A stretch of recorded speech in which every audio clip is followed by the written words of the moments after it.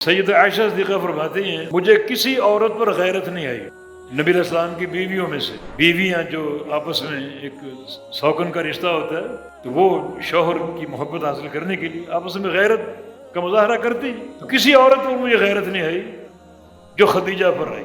خدیجہ پر مجھے بڑی غیرت آتی تھی، ان کا ذکر اللہ کے نبی کی زبان پر بار بار ہوتا تھا تو ان پر مجھے غیرت آتی تھی۔ وَلَقَدْ أَمَرَهُ رَبُّهُ أَن يُبَشِّرَهَا بِبَيْتٍ فِي الْجَنَّةِ، اور رب تعالیٰ نے حکم دیا تھا نبی علیہ السلام کو کہ بشارت دو خدیجہ کو جنت میں ایک گھر کی۔ تو امرہ سے اللہ تعالیٰ کی صفت کلام ثابت ہو رہی۔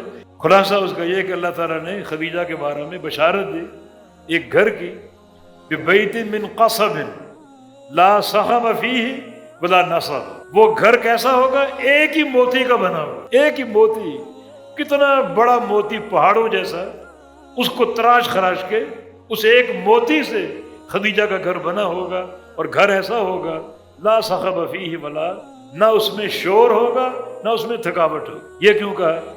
خدیجہ کے مقام کو واضح کرنے کے لیے۔ اتنا شوہر کا اکرام، اتنا شوہر کا احترام، کبھی شوہر کے سامنے اونچی آواز سے نہیں بولی۔ اس کا صلہ ہے کہ ایسا گھر لا صخب فیہ، اس میں شور نہیں ہوگا۔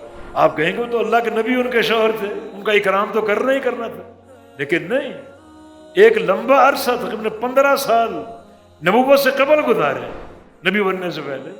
25 سال کی عمر میں آپ کی شادی ہوئی خدیجہ سے، اور 40 سال کی عمر میں نبوت ملی، تو 15 سال بغیر نبوت کے گزرے۔ اس دورانیے میں بھی کبھی چیخی نہیں، کبھی چلائی نہیں، اونچی آواز سے بات نہیں کی۔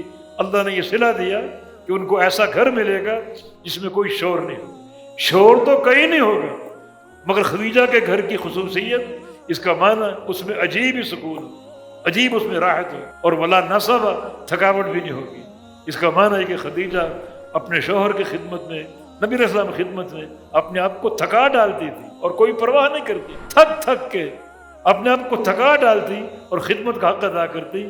اللہ تعالیٰ قیامت کے دن ایسا گھر دے گا جس میں کوئی تھکاوٹ نہیں ہو، تھکاوٹ کہیں نہیں ہوگی، مگر خدیجہ کے لیے خصوصیت، ایک عجیب قسم کا سکون، عجیب قسم کی راحت جو ان کو حاصل ہوگی۔